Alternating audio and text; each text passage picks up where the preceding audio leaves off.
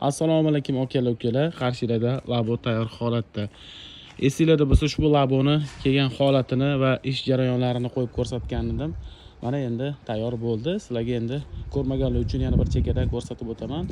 Xo'p, tentlarimiz koreyskiy har doimgidek prostoy variant deyiladi ushbu variantimiz. Buni balandliklari standartlarga muvofiq pol qismidan tom qismigacha 1.55 qilib berganmiz. Choklarimiz ob-havoni har qanaqa holatiga chidamli, chirimaydigan va qurimaydigan iplardan tikib, mana ustonovka qilib taqib berganmiz. Tarangligiga e'tibor qilasizlar. Tarangligi misoli baraban bo'lib ketgan, hech qaysi joylarida hajm joylari yo'q. Oldi tomonda mana ko'rinishlar okalar. Aka, buni kabinasidan necha chiqib turadi yukxonasi deb so'raydigan bo'lsanglar, okalar 45-50 sm chiqib turgan bo'ladi okalar. Bu yoq tomonda mana ko'rinishlarni hozir ko'rsatib o'tamiz. Bu yoqda mana ko'rinishlar okalar. Tent tagida nima bor deydigan bo'lsanglar, tent tagida namati bor, salofani bor va DOP obshubka qilingan kalsiolarimiz mana guvohi bo'linglar. Zavodskoy tarangligiga e'tibor qilasizlar.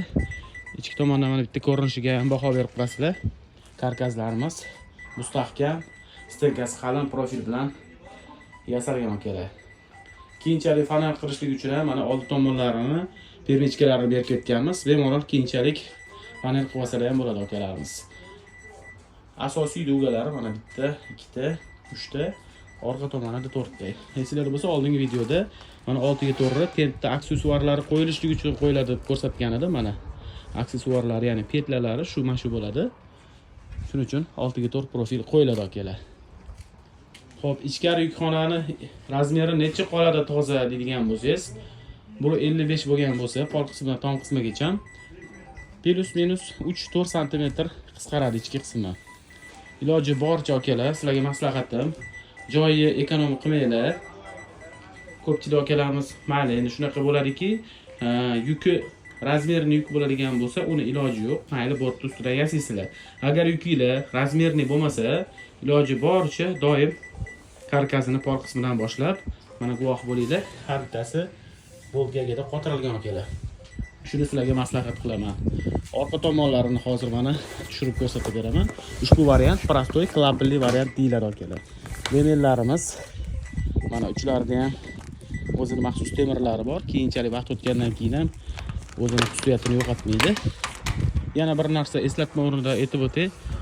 Har doim mana tent qildirganinglarda hech bo'lmaganda mana shu tomondagi, ya'ni oxirgi kalsiolarini taqib yuringlar. Chunki shamolda o'ynab shu kalsiolar tushib qolish ehtimoli juda ham yuqori bo'ladi. Mana har doim taqib erinmasdan yursanglar umr uzoqroq bo'ladi okalar. Okalar, kimga shunaqa tent xizmatlari kerak bo'ladigan bo'lsa, ekran pastda nomer qoldiramiz. Bizning manzilimiz Toshkent viloyati, Yangiyo'l shahri joylashgan. Bemalol aloqaga chiqinglar. Tanlovda adashmanglar. Ishinglarni tez va sifatli va eng muhimi ko'ngillardan joy oladigan qilib bitirib beramiz. Obzorimiz yoqqan bo'lsa, like bosib, podpishka qilishingni so'rab qolamiz. Ustaxona qidirib yurgan yaqin do'st birodaringlarga ushbu videoni jo'natib qo'yinglar.